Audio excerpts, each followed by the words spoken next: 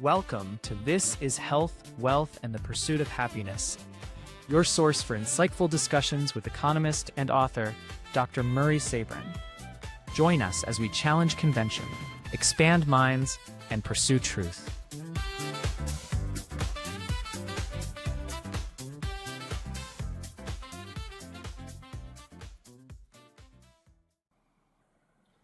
Welcome to this episode of Health, Wealth, and the Pursuit of Happiness. I'm Murray Sabrin, BA, MA, PhD. There's no BS in my background, never has been and never will be. And today I have the great pleasure of interviewing Dr. Gero. For full disclosure, Glenn and I have known each other for nearly 40 years. I've seen his career start as a naturopath, and now let me give you an introduction. And remember, anything that any of our guests says is some information that you could use, discard it, speak to your healthcare provider, speak to your financial advisor, because our goal here is to improve your health, increase your wealth, so you can best pursue your happiness as you go through life's journey. So let me introduce my guest, Dr. Gero, who's a board-certified naturopathic doctor with a doctorate in nutrition. He has earned 3 master's degrees and over 20 certifications in various disciplines of natural health and lifestyle medicine, including those in medical exercise, biofeedback, mind-body behavioral therapies, botanical medicine, and holistic healing. Dr. Glenn is also a registered herbalist with the American Herbalist Guild. He has completed extensive postdoctoral training at Harvard Medical School and continues to pursue over 600 hours of study every year in various disciplines of science, psychology, and integrative medicine.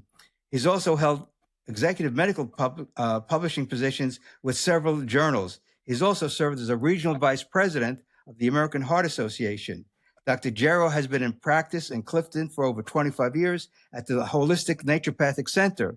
His books are The Health Paradox, Why We Struggle to Stay Well and How to Beat the Odds, and his most recent book, Stress and Anxiety Unlocked, are now available on Amazon in print and Kindle editions. Welcome, Dr. Gero. Murray, thank you very much for having me. I appreciate it. This is fun. Well, when I decided to put together a podcast, I said to myself, one of the first guests I got to have on is Dr. Gero, because of your knowledge, your incredible understanding of the human body and how to get better health, which is everything that I think everyone is seeking in life, because we know that health is one of the most important things you can have in life. You could be unhealthy and wealthy, and what good is that if you cannot enjoy the fruits of your labor and investments? And if you're really healthy, no matter what your net income is or what your net worth is, you're going to have a much more fruitful life. So let's get started with, so people who don't know what naturopathic medicine is, Glenn, can you give us a brief understanding of the difference between what you do as a naturopath doctor and a medical doctor? You know, it reminds me of a joke that I've heard many years ago. You know, medical doctors are the only profession that can tell a woman to take off all of her clothes and then send the bill to her husband. See, I don't do that. But so tell us what you do. Tell us what you do and how you differ from a medical doctor. Well, you know, the other metaphor is if you're driving your car down the highway and all of a sudden the check engine light comes on in your car. You get concerned, you pull it into the first fancy garage you see, and you tell the mechanic, my check engine light is on. And that happens to be MD Garage. So they bring the car in the back and they snip the wires to your check engine light. And you get the car back and your check engine light is off and you think everything is fine. What you didn't realize is down the road, there was a not so fancy garage. It was called ND, Naturopathic Doctor Garage, where they actually would have diagnosed exactly what was the root cause that contributed to the check engine light coming on in the first place.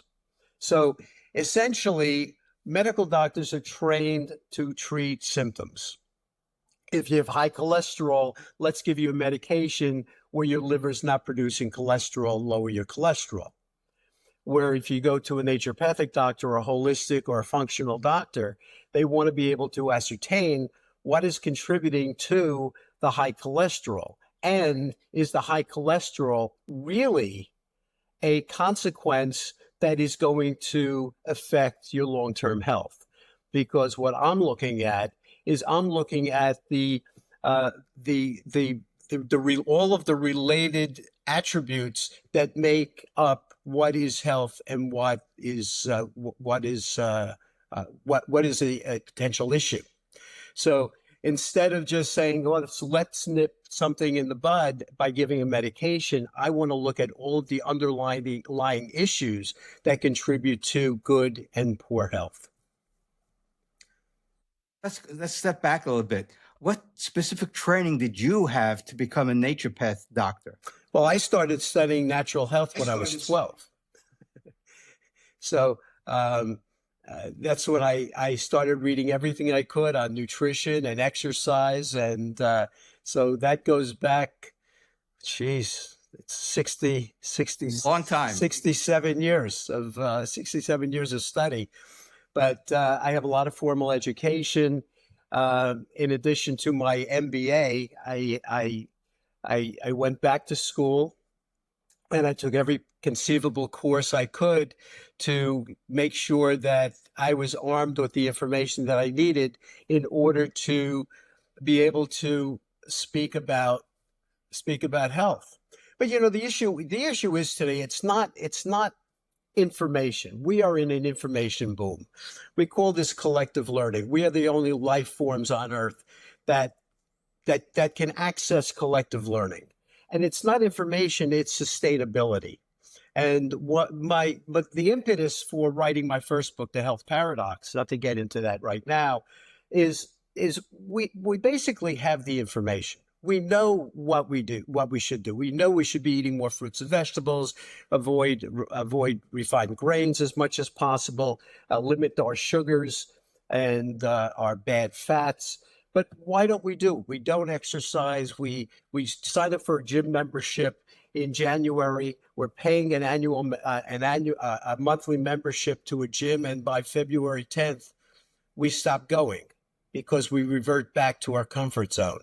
So this is what I do to be able to coach people to sustain their health, to stay on a program where a medical doctor is going to merely give somebody a drug just to suppress a problem, which may not necessarily be a problem in the first place. Leads me to the next question.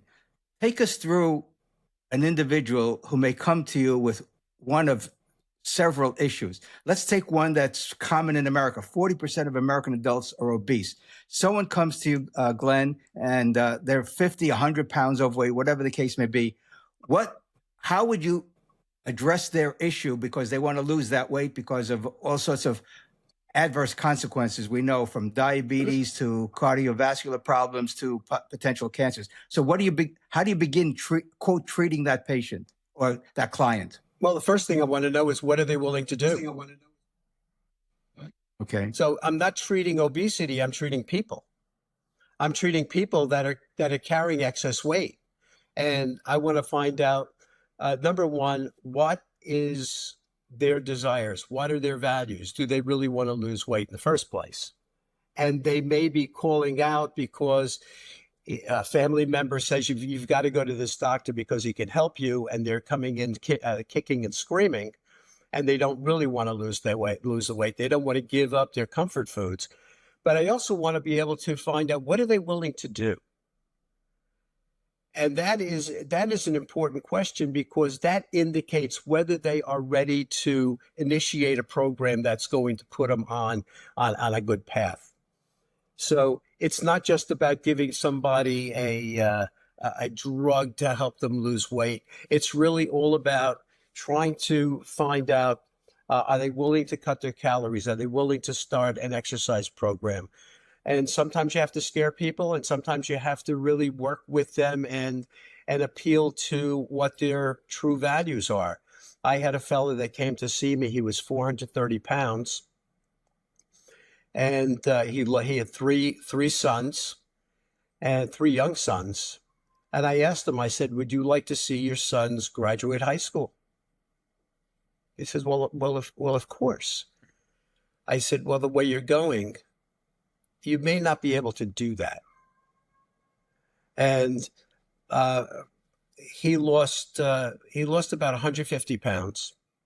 I put him on a program that he felt he could sustain, and that made a huge difference. I had another fellow that he came in. He was 263 pounds at 5'7". He wanted to lose weight because he hadn't seen his brother in about 6 months. And he says, in another 6 months, I want to see my brother for the first time, because he moved from New Jersey to Florida. And he says, I want to surprise him. I do not want to tell him I'm on a diet. I don't want to tell him that I'm losing weight. He lost 90 pounds. When he first saw his brother in Florida, his brother did not recognize him. It gave him so much satisfaction. He was so excited. This is a fella that his family owns a Mexican restaurant. So he could raid the refrigerator anytime he wants. And Mexican food is not the healthiest food. So he had to drastically change his lifestyle. He had food in front of him all the time. He was a waiter in his family's restaurant. So I asked him, what do you want to do? He says, I got to get in shape. I said, do you want to only get in shape just to see your brother? And he had to make that acknowledgement, because after he saw his brother and he looked good and he got all these accolades, unfortunately, he put on, of the 90 pounds that he lost, he put about 50 pounds back on. So then he had to come back to me, and we had to start over again.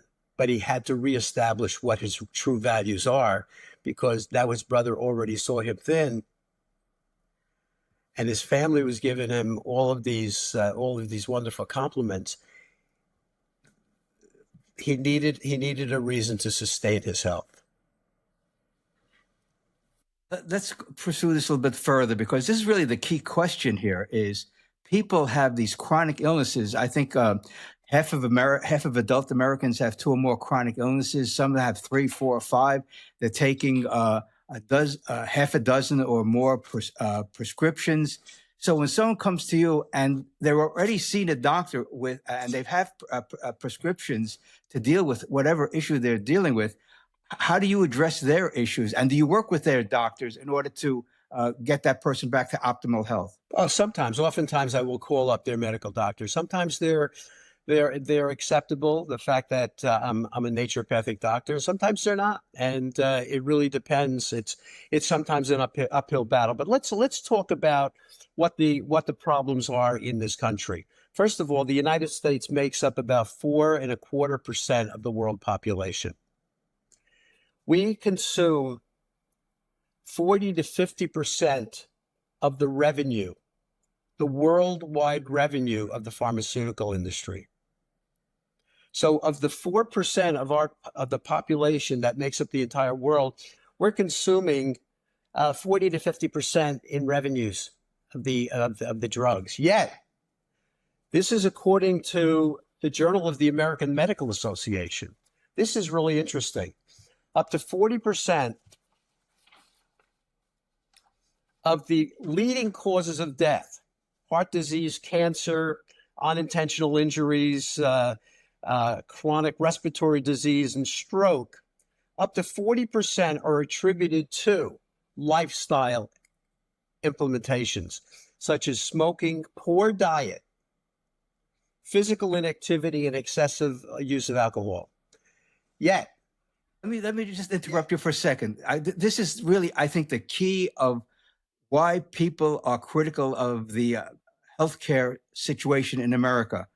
If we have all these smart doctors that went through medical school, internships, residencies, and we have a population that's getting sicker and sicker, isn't this a failure of the quote, the traditional medical approach to health in the country? I think it's reality, Murray.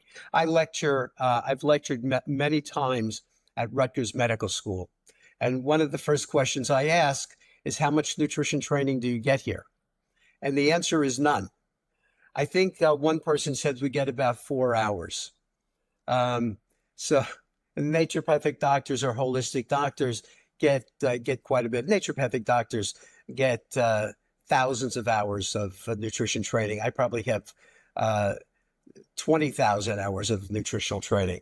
But the fact of the matter is, even though medical students go to medical schools with high ideals that they're going to save the world, they get a slap in the face of reality in 4 years of medical school that this is a business. And keep in mind that medical schools are largely supported by the drug companies in terms of their revenues. I heard one statistic, I don't know how true it is, that some medical schools, up to 40% of their revenues are from the drug companies. So the paradigm in which they're going to teach medicine is going to be slanted towards drug therapies.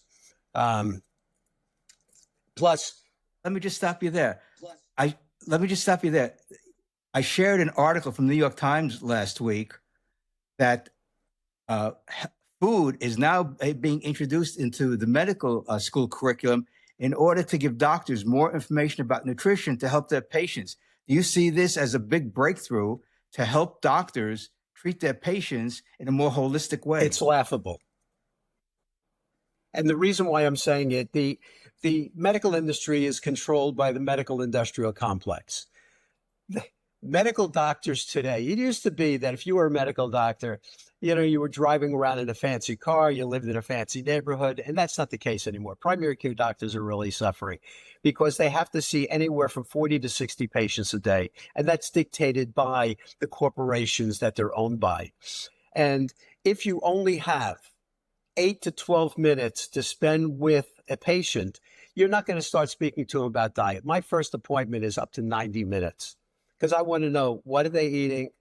What are their habits? What are they interested in? What is their background? So medical doctors, even if they have a little bit of information about food as medicine, it's certainly not enough, number one. And number two, the orientation of the way medicine is practiced, it's certainly not it's not acclimated to speaking to people about diet. Even if the doctors knew a lot about it, even if a doctor had to get a doctorate in nutrition, if they're only allotted 8 to 12 minutes to see a patient, how much information are you going to get to the patient? It's just not feasible. So this leads to another question that I have, because we've had conversations over the years about food and nutrition. And if someone comes to you with a serious medical issue, which they may have been treated or not treated by a medical doctor, you can't prescribe drugs as a naturopathic doctor because that's not your bailiwick. So how do you begin treating somebody with a major gastrointestinal illness? And we know there's a lot of gastrointestinal illnesses in this country. So how would you begin treating somebody who's got some issues that they've never seen a doctor before, or they've seen a doctor who's prescribed medicine and the medicine is not helping them get better? Sometimes the best thing that I can do is refer somebody to the appropriate physician or the appropriate practitioner, because obviously I don't know everything. My patients think sometimes that I do know everything, but sometimes you're as smart as the person that you can refer to. But let me give you an example of a patient that I had with a serious problem. 25-year-old male who was tested. He was in California, actually. He was tested with very, very low levels of testosterone, and he had all of the symptoms of low testosterone: fatigue, lack of motivation, no sex drive. There was a whole host of symptoms associated with low testosterone. He had been to 12 doctors. All of them wanted to give him, and they had prescribed testosterone therapy to him. Now, here's a 25-year-old who should not be on testosterone therapy. When I spoke to him the first time, the first question I asked him, I said, "What job do you do? What is your occupation?" He says, I'm a stained glass fabricator. I said, did any of those 12 doctors you've gone to ask you what you do for a living? He said, not one. So I said, let's think about this. Working with stained glass, you're exposed to lead, you're exposed to cadmium because of the paint pigments, and you also probably have through the roof levels of copper. So what I did was I did a trace mineral assessment where we took a sample of his hair, we sent it to the laboratory.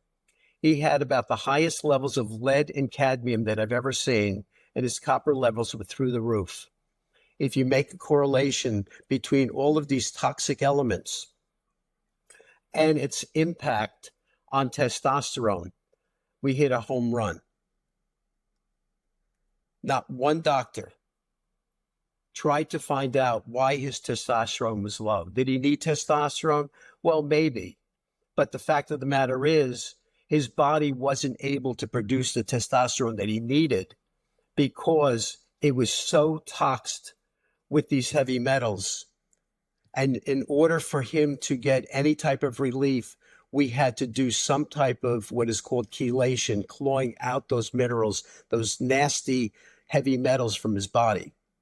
So whether I'm successful or not in doing that, it's up to him to be able to be compliant. And he also has to stop doing the job that's causing the problem in the first place, or it's trying to fill a colander with water by putting it under the faucet. It's never going to fill. So let me do a follow-up. If you hadn't diagnosed him properly, what would have been his prognosis if he had kept working and his toxic metals levels had gone up and up and up? What would have been the outcome of his health? Well, his life wouldn't be sustained. Even low levels of lead and cadmium are toxic. His levels were unprecedented. So whether he would have within 5 years, he would have been on medical disability. He would not be able to function psychologically or physiologically. You saved his life, Glenn. You actually saved his life from a life of disability and possibly an early death. That's correct. Regardless of whether or not his medical doctors gave him the appropriate amount of testosterone, because if you're not getting at the cause, then you're just fighting against yourself. So what you've written a new book on stress and anxiety. I want to hit that because so many Americans are on antidepressants and anti-anxiety medication. Is that the best way to treat these issues, or what's the naturopathic way of treating anxiety and depression?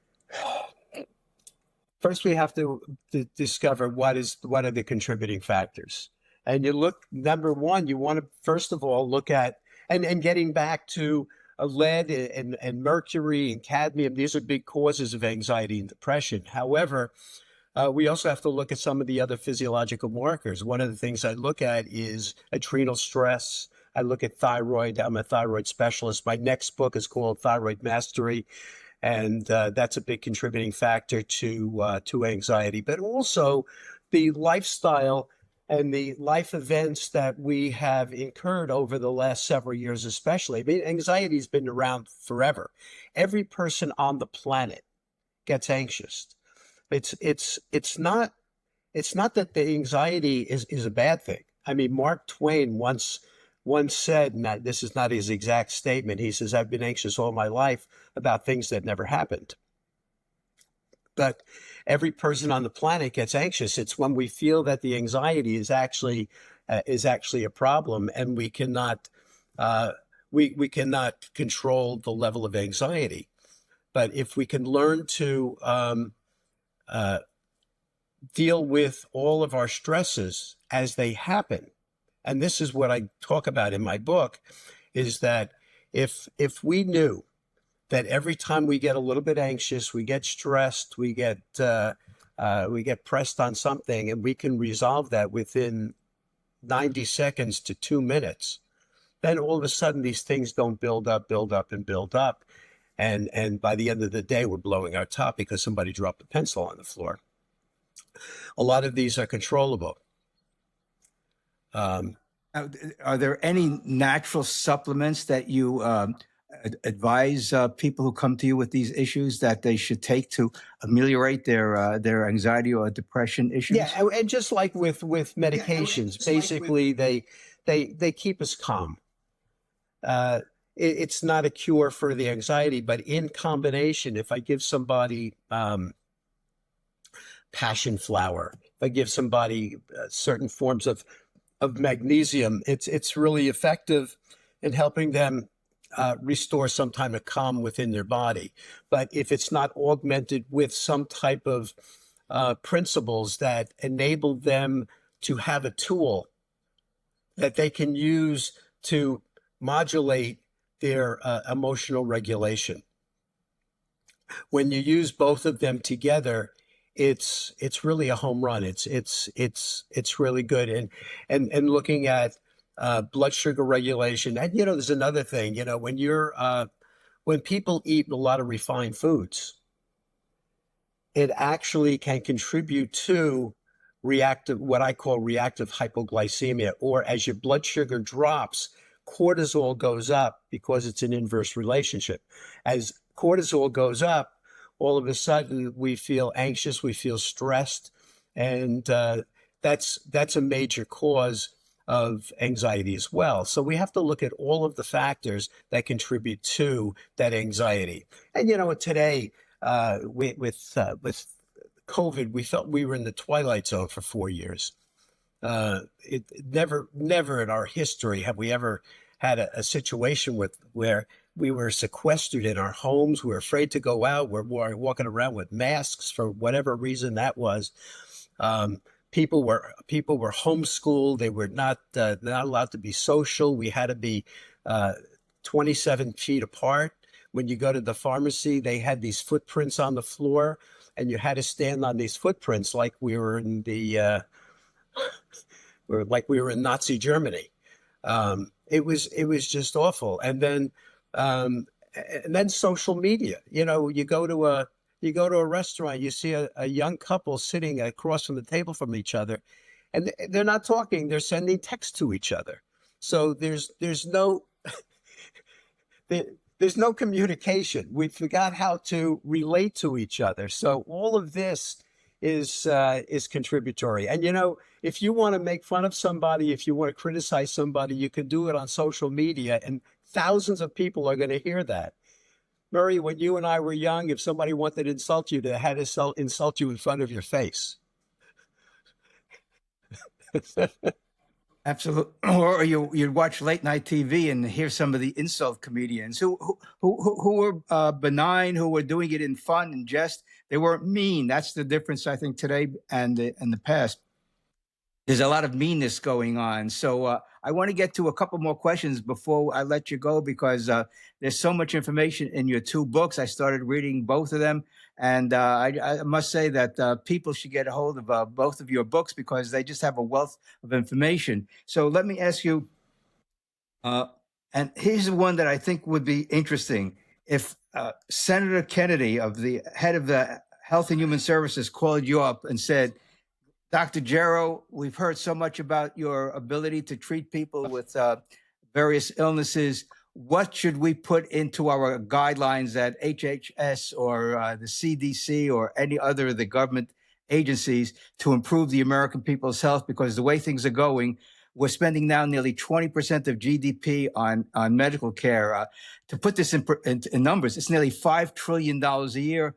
10% of that goes to prescription drugs of roughly $500 billion.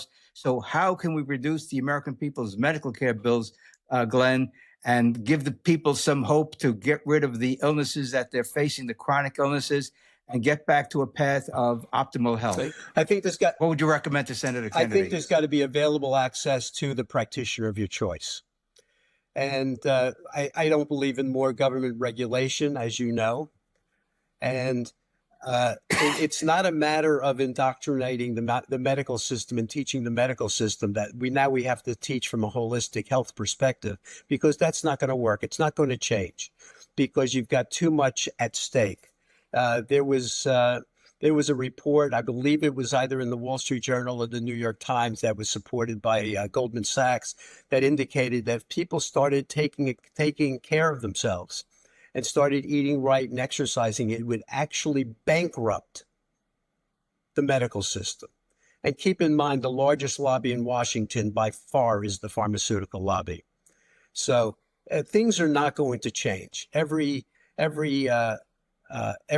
congressman has their pockets filled with pharmaceutical money. I think one of the first things is term limits, but again, that's not going to happen either, because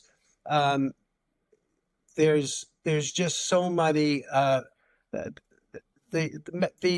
The government is really dependent on their sustainability. They don't want to lose their jobs.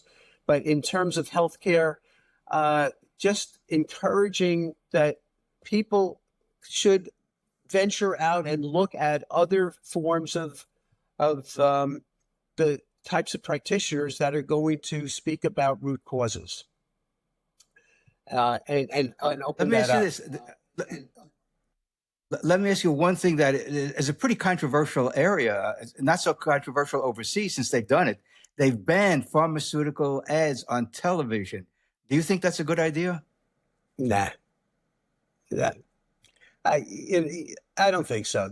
I think there's only two countries in the world that have pharmaceutical advertising. I think it's us and New Zealand.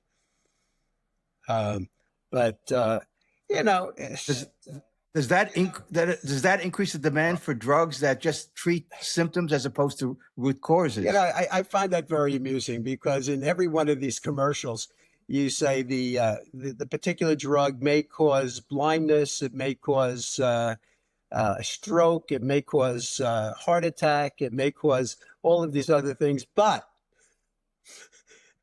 at the end, they show somebody dancing and happy, and they're excited that they're losing weight, or they can see again, or their pimples are no longer on their face. So, but again, regardless, people disregard all of these little side effects. I remember when the pharmaceutical industry first brought the TV advertising, because I was publishing medical journals at the time. And the whole purpose was, and we can go in to say, hey, doc, the pharmaceutical reps can come into the doctor. Doctor, the hardest thing that you have to do is get patients into your office. So what we're going to do is we're going to advertise direct to the consumer. So the consumer, and we're going to say to the consumer, ask your doctor about XYZ drug. So the patients are going to go into the doctor. I saw an advertising for Lyrica or Lipitor, and doctor, is that right for me? So